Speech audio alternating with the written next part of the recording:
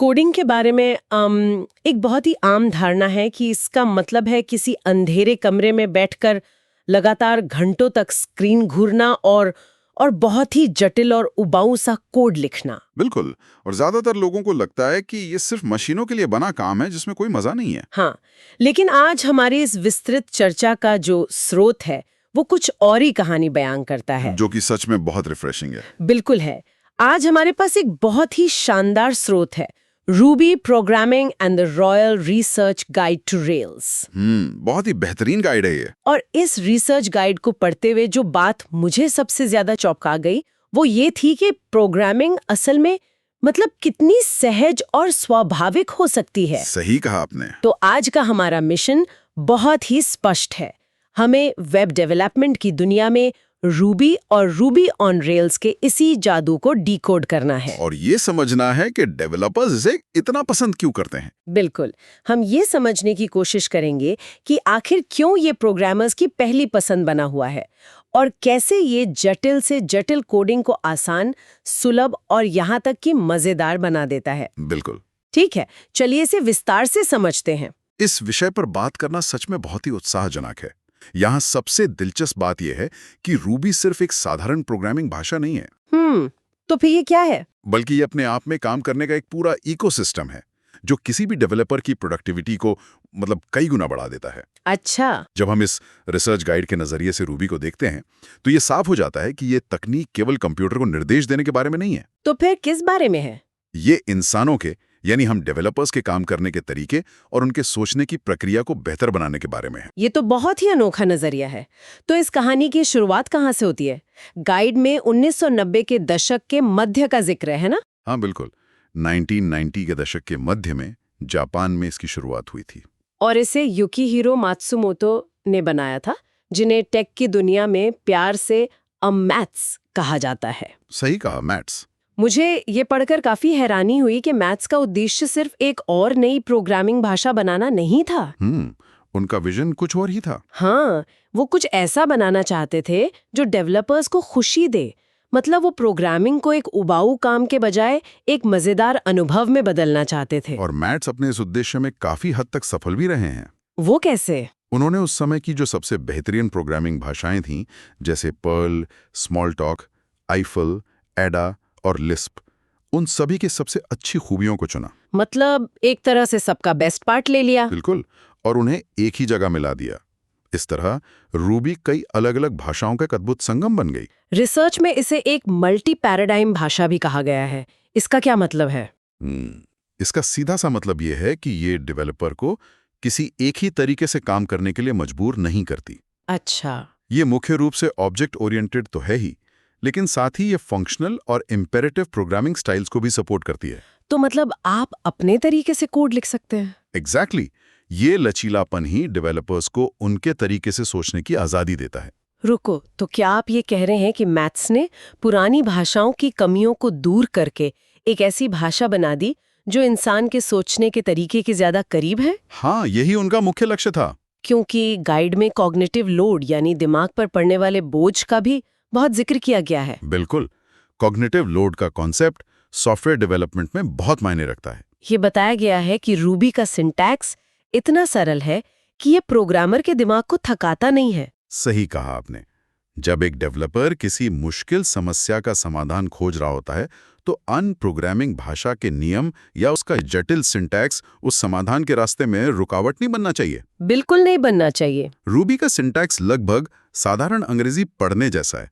Guide में एक बहुत ही बेसिक कोड का उदाहरण दिया गया है, पुट्स हेलो वर्ल्ड। हाँ, मैंने वो देखा।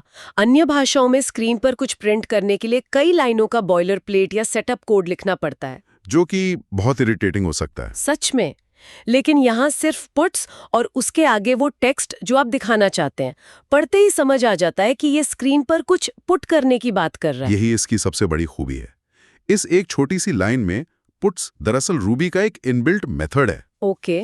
जो बिना किसी अतिरिक्त कॉन्फ़िगरेशन के सीधे टेक्स्ट को कंसोल पर प्रिंट कर देता है। वाओ, ये तो बहुत सीधा है। डेवलपर को इस बात की चिंता नहीं करनी पड़ती कि मेमोरी कैसे एलोकेट हो रही है या बैकग्राउंड में सिस्टम कैसे काम कर रहा है। वो सिर्फ अपने लॉजिक पर ध्यान केंद्रित कर सकता है। मुझे एक बात और समझनी है। हम अक्सर सुनते हैं कि रूबी एक शुद्ध ऑब्जेक्ट ओरिएंटेड भाषा है। हाँ, इसे OOP या OOP कहते हैं। गाइड में एक लाइन लिखी है जो सुनने में काफी दार्शनिक लगती है। रूबी में सब कुछ एक ऑब्जेक्ट है। तकनीकी रूप से कोडिंग में इसका क्या अर्थ होता है? यह रूबी के सबसे शक्तिशाली सिद्धांतों में से एक है। अगर हम अन्य पारंपरिक भाषाओं की बात करें तो वहां साधारण डेटा जैसे कि नंबर या स्ट्रिंग्स को अलग तरीके से ट्रीट किया जाता है। अच्छा। और बड़े जटिल स्ट्रक्चर्स को अलग तरीके से। लेकिन रूबी में ऐसा कोई भेदभाव नहीं है। रूबी की दुनिया में एक साधारण सा नंबर जैसे 5 भी अपने आप में एक पूरा ऑब्जेक्ट है। अच्छा, तो इसका मतलब है कि अगर मैं कोड में लिखती हूँ नंबर इज इक्वल टू 5, तो ये 5 सिर्फ एक गणित का अंक नहीं रह गया। एकदम सही, क्योंकि वो 5 एक ऑब्जेक्ट है। उसके अंदर कुछ खास शक्तियां या मेथड्स पहले से मौजूद हैं। किस तरह के मेथड्स? उदाहरण के लिए रिसर्च गाइड में बताया गया है कि आप सीधे लिख सकते हैं puts number dot twos. Okay, dot twos. हाँ, यहाँ डॉट टूस एक ऐसा मेथड है जो उस नंबर 5 को तुरंत एक स्ट्रिंग यानी टेक्स्ट फॉर्मेट में बदल देता है। तो मुझे कोई और कोड नहीं लिखना पड़ा? बिल्कुल नहीं। आपको किसी अलग कन्वर्जन फंक्शन को बुलाने की जरूरत नहीं पड़ी। वो नंबर खुद जानता है कि उसे टेक्स्ट में कैसे बदलना है। ये तो सच में काम को बहुत आसान कर देता है। अगर इसे एक बड़े परिप्रेक्ष्य से जोड़कर देखा जाए तो ये शुद्ध ऑब्जेक्ट ओरिएंटेड दृष्टिकोण डेवलपर्स को बेहद जटिल सिस्टम को छोटे, संभालने योग्य हिस्सों में तोड़ने की अनुमति देता है। मतलब मॉड्यूलर बनाना? हाँ, क्लासेस और मॉड्यूल का उपयोग करके कोड को इस तरह से लिखा जा सकता है कि उसे भविष्य में बार-बार इस्तेमाल किया जा सके, जिसे रीयूजेबल कोड कहते हैं। एग्जैक्टली। एक बार कोई अच्छी क्लास बना ली गई तो उसे पूरे प्रोजेक्ट में कहीं भी आसानी से प्लग इन किया जा सकता है। भाषा के स्तर पर रूबी की सादगी को समझने के बाद अब मेरे मन में ये सवाल आ रहा है कि इसका इस्तेमाल करके असल में एक वेबसाइट कैसे बनती है? ये एक बहुत ही लाजमी सवाल है। क्या मॉड्स के पास इसका भी कोई हल था? क्योंकि यहीं पर research guide Ruby on rails framework की तरफ मुड़ता है। ये रेल्स असल में क्या बला है? रूबी ऑन रेल्स, जिसे आमतौर पर हम सिर्फ रेल्स कहते हैं, वो रूबी भाषा में लिखा गया एक बहुत ही ताकतवर वेब एप्लीकेशन फ्रेमवर्क है। ओके। इसका मुख्य काम वेब डेवलपमेंट की जटिल प्रक्रिया को तेज और सुव्यवस्थित करना है। रेल्स MVC आर्किटेक्चर पर काम करता है। MVC, जिसका मतलब है मॉडल व्यू कंट्रोलर? सही कहा। ये MVC का जो कॉन्सेप्ट है वो थोड़ा तकनीकी लग रहा है। ये असल में काम कैसे करता है? इसे ऐसे समझते हैं, जब हम कोई बड़ा एप्लीकेशन बनाते हैं तो कोड बहुत जल्दी उलझ सकता है। हाँ, वो तो है। जिसे हम स्पेगेटी कोड कहते हैं, जहां हर चीज एक दूसरे में नूडल्स की तरह उलझी होती है। हाँ, स्पेगेटी कोड डेवलपर्स का सबसे बड़ा सपना, मेरा मतलब है बुरा सपना। बिल्कुल बुरा सपना। MVC इसी उलझन को सुलझाता है। मॉडल का काम है डेटाबेस से बात करना और डेटा को संभालना। ठीक है, तो मॉडल डेटाबेस के लिए है। हाँ, और व्यू वो हिस्सा है जो यूजर को अपनी स्क्रीन पर दिखाई देता है, जैसे HTML और CSS का डिजाइन। और कंट्रोलर? इन दोनों के बीच में होता है कंट्रोलर, जो एक तरह से ट्रैफिक पुलिस वाले की तरह काम करता है। Traffic police?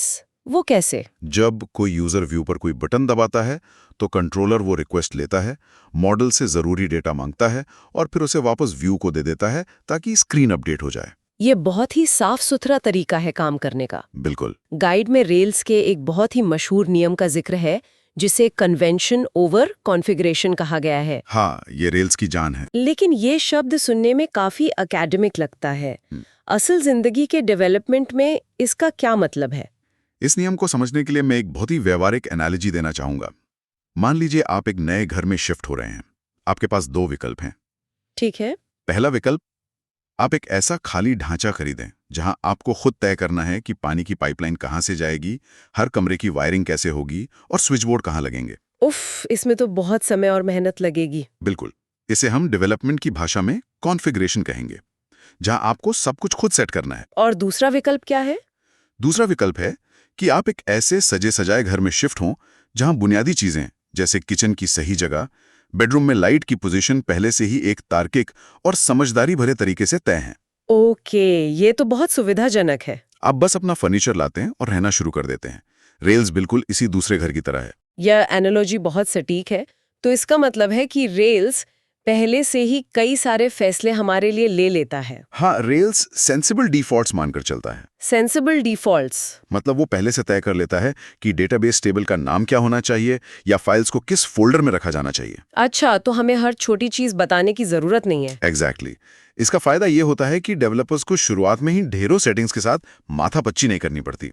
वे उस बॉयलरप्लेट कोड को लिखने से बच जाते हैं जो हर प्रोजेक्ट में एक जैसा ही होता है। और उनका पूरा ध्यान सीधे अपने एप्लीकेशन के मेन आइडिया या बिजनेस लॉजिक को बनाने पर लगता है। बिल्कुल सही। और शायद इसीलिए स्टार्टअप्स रेल्स को इतना पसंद करते हैं, क्योंकि उन्हें चीजें जल्दी बनानी होती हैं। हाँ, स्पीड उनके लिए बहुत जरूरी है। इसके साथ ही गाइड में एक और सिद्धांत है जिस पर रेल्स बहुत जोर देता है, ड्राई या डोंट रिपीट योरसेल्फ। कोडिंग की दुनिया में कोड का दोहराव या रिडंडेंसी एक बहुत बड़ी समस्या है।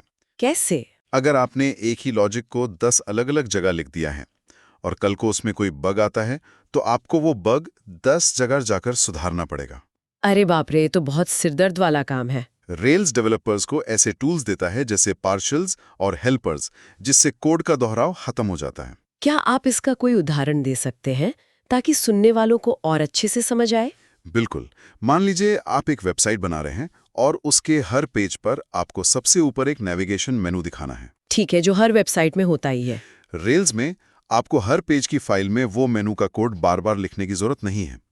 आप उस कोड को एक अलग पार्शल फाइल में लिख देते हैं। ओके। और फिर हर पेज पर सिर्फ एक लाइन लिखकर उस पार्शल को बुला लेते हैं। अगर भविष्य में आपको मेनू में कोई नया लिंक जोड़ना है, तो आप सिर्फ उस एक पार्शल फाइल में बदलाव करते हैं। और पूरी वेबसाइट पर वो मेन्यू अपने आप अपडेट हो जाता है। एग्जैक्टली। यहाँ एक बात बहुत ही रोचक हो जाती है।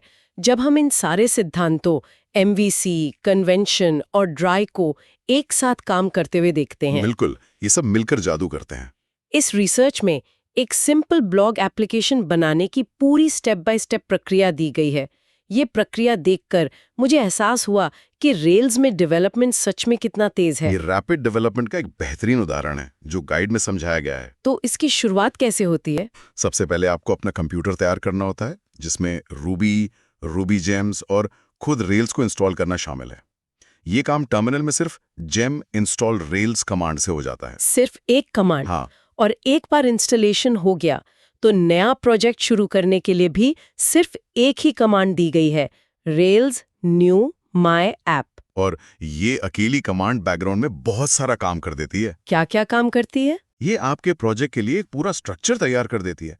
मॉडल, व्यू, कंट्रोलर और टेस्टिंग के लिए अलग अलग फोल्डर्स अपने आप बन जाते हैं। लेकिन जिस चीज ने मुझे सबसे ज्यादा हैरान किया वो थी स्कैफोल्ड कमांड। ओहो, स्कैफोल्ड तो सच में कमाल है। गाइड में लिखा है rails generate scaffold post title dot string body dot text. हाँ। क्या ये कमांड वाकई में जादुई है? अगर आप इसे पारंपरिक डेवलपमेंट से तुलना करके देखें तो ये किसी जादू से कम नहीं है। कैसे? मान लीजिए आप बिना रेल्स के ये ब्लॉग बना रहे हैं।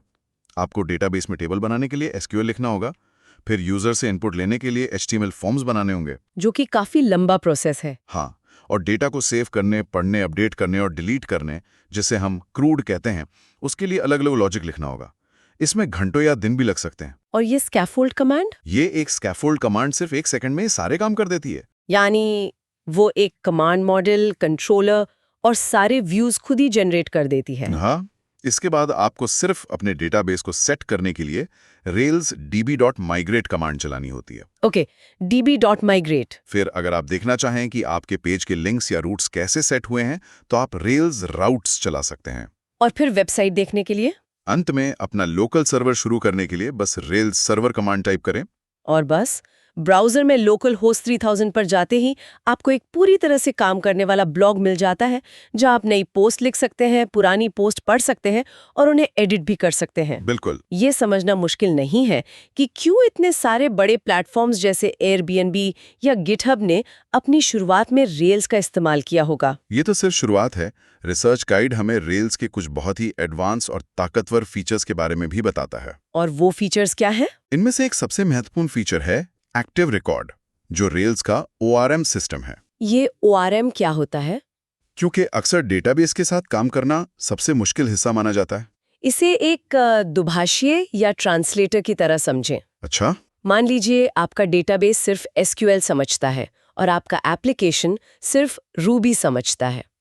पारंपरिक तरीके में डेवलपर्स को अपने रूबी कोड के बीच में लंबी लंबी एसक्यूएल क्वेरीज लिखनी पड़ती थीं। जैसे select from posts where title equals hello world, इस तरह का कुछ। बिल्कुल, ये न सिर्फ दिखने में भद्दा लगता था, बल्कि इससे सुरक्षा को लेकर भी खतरे पैदा होते थे, जैसे एसक्यूएल इंजेक्शन अटैक। तो एक्टिव रिकॉर्ड इसे कैसे आसान बनाता है? एक्टिव रिकॉर्ड इस पूरी जटिलता को छिपा लेता है। गाइड में दिए गए उदाहरण को देखें। आपको बस इतना लिखना है, post.where title equals to hello world। और ये पूरी तरह से रूबी का कोड है। हाँ, एक्टिव रिकॉर्ड इसे पीछे से अपने आप एक सुरक्षित एसक्यूएल क्वेरी में बदल देता है, डेटाबेस से बात करता है और आपको डेटा लाकर दे देता है। आपको एसक्यूएल का एक शब्द भी नहीं लिखना पड़ा। ये सच में शानदार है। इसके अलावा गाइड में एक एक्शन पैक का भी जिक्र है। एक्शन पैक वो इंजन है जो रेल्स एप्लीकेशन के कंट्रोलर और व्यू की परतों को संभालता है। ये कैसे काम करता है? जब भी यूजर के ब्राउजर से कोई रिक्वेस्ट आती है तो एक्शन पैक उसे सही जगह पर भेजता है और फिर सही HTML टेम्पलेट को रेंडर करके वापस यूजर तक पहुंचाता है। मतलब ये पूरा फ्लो मैनेज करता है। हाँ, ये सब कुछ बहुत ही व्यवस्थित तरीके से होता है। ये सुनने में बहुत अच्छा लगता है, लेकिन क्या असल जिंदगी में सब कुछ इतना परफेक्ट होता है? आपका क्या मतलब है? मतलब जब आप इतना सारा काम ऑटोमेटिक तरीके से कर रहे हो, तो क्या कोड के टूटने या उसमें बग्स आने का डर नहीं रहता? इससे एक अहम सवाल खड़ा होता है कि हम जो कोड लिख रहे हैं उस पर भरोसा कैसे करें। बिल्कुल, वही मैं सोच रही थी। प्रोडक्शन में एप्लीकेशन को लाइव करने से पहले हम ये कैसे सुनिश्चित करें कि सब कुछ सही काम कर रहा है, और यहीं पर टेस्टिंग की भूमिका सबसे बड़ी हो जाती है। हाँ, गाइड में टेस्टिंग के लिए RSpec फ्रेमवर्क के बारे में काफी विस्तार से बताया गया है। रेल्स की कम्युनिटी में टेस्टिंग को लेकर बहुत ही सख्त और अच्छी आदतें हैं। RSpec इसका एक बहुत लोकप्रिय उदाहरण है। इसकी क्या खासियत है? RSpec की सबसे बड़ी खासियत भी इसका सिंटैक्स ही है, जो फिर से बहुत हद तक आम अंग्रेजी भाषा जैसा लगता है। कैसे? रिसर्च में एक टेस्ट का उदाहरण है जहां हम ये जांच रहे हैं कि कोई भी पोस्ट बिना टाइटल के सेव नहीं होनी चाहिए। वो कोड कुछ ऐसा दिखता है, expect post to be valid. Expect post to be valid, यानी मैं उम्मीद करती हूँ कि ये पोस्ट वैध हो। ये तो सच में कोई भी पढ़कर समझ सकता है। बिल्कुल, ये टेस्ट स्पष्ट रूप से बताता है कि हम कोड से क्या अपेक्षा कर रहे हैं। और इससे क्या फायदा होता है? इस तरह की ऑटोमेटेड टेस्टिंग से डेवलपर्स पूरे आत्मविश्वास के साथ नए फीचर्स जोड़ सकते हैं, क्योंकि उन्हें पता होता है कि अगर नया कोड पुरानी चीजों को तोड़ेगा तो उनके टेस्ट उन्हें पहले ही चेतावनी दे देंगे। तो इस सब का असल मतलब क्या है? आज की हमारी इस गहरी चर्चा और इस रिसर्च गाइड से हमें क्या निष्कर्ष मिलता है? निष्कर्ष ये है कि रूबी की साफ सुथरी भाषा और रेल्स के कन्वेंशन ओवर कॉन्फ़िगरेशन जैसे नियमों का जो संयोजन है, वो डेवलपर्स को एक बहुत बड़ी आज़ादी देता है। आज़ादी? किस तरह की आज़ादी? कम कोड लिखकर ज्यादा और बेहतर काम करने की आज़ादी। ये डेवलपर्स को मशीन की भाषा में उलझने के बजाय अपनी असली समस्या के समाधान पर ध्यान केंद्रित करने का मौका देता है। और ये सिर्फ तकनीक की बात नहीं है। गाइड भी इस बात पर जोर देता है कि रेल्स के पीछे जो विशाल ओपन सोर्स कम्युनिटी है, वो इसे इतना सफल बनाती है। कम्युनिटी का सपोर्ट बहुत जरूरी है। हाँ, नए डेवलपर्स के लिए ढेरों ट्यूटोरियल्स, मदद और पहले से बनी हुई लाइब्रेरीज उपलब्ध है। एक मजबूत कम्युनिटी किसी भी तकनीक की जान होती है। रूबी और रेल्स की कम्युनिटी हमेशा से सहयोग करने और नई चीजें साझा करने के लिए जानी जाती है, जो इसे सीखने वालों के लिए एक बेहतरीन विकल्प बनाती है। ये पूरी चर्चा बहुत ही ज्ञानवर्धक रही। आज हमने देखा कि कैसे रूबी ऑन रेल्स अपने नियमों के जरिए बुनियादी कोड खुद ब खुद लिख देता है। बिल्कुल। और कैसे इसका सिंटैक्स बिल्कुल हमारी आम बोलचाल की अंग्रेजी भाषा जैसा है। तो इस चर्चा को खत्म करते हुए मैं एक विचार पर बात करना चाहूंगी, जो इस रिसर्च को पढ़ने के बाद मेरे दिमाग में आया। मैं सुनना चाहूंगा। सोचने वाली बात यह है कि भविष्य में जब आर्टिफिशियल इंटेलिजेंस सॉफ्टवेयर डेवलपमेंट की दुनिया में और भी गहराई से अपनी जड़ें जमाएगा, तो क्या रूबी की ये अंग्रेजी जैसी आसान भाषा इंसानों के विचारों और AI के बीच बातचीत का सबसे बेहतरीन और प्राकृतिक पुल बन जाएगी? ये बहुत ही रोचक पॉइंट है ना? क्या भविष्य की कोडिंग सिर्फ एक मशीन से साधारण अंग्रेजी में बात करने जितनी सरल होने वाली है, जहां रेल्स जैसे फ्रेमवर्क और AI मिलकर बाकी सारा जटिल काम पीछे से खुद संभाल लेंगे? ये तकनीकी भविष्य को लेकर एक बहुत ही गहरा और दिलचस्प विचार है जिस पर हर उस व्यक्ति को सोचना चाहिए जो तकनीक से जुड़ा है। बिल्कुल। और इसी विचार के साथ हम अपनी आज की इस विस्तृत चर्चा को यहीं खत्म करते हैं। इस विषय को इतनी गहराई से समझने में हमारा साथ देने के लिए आप सभी का बहुत बहुत धन्यवाद। मिलते हैं अगली चर्चा में।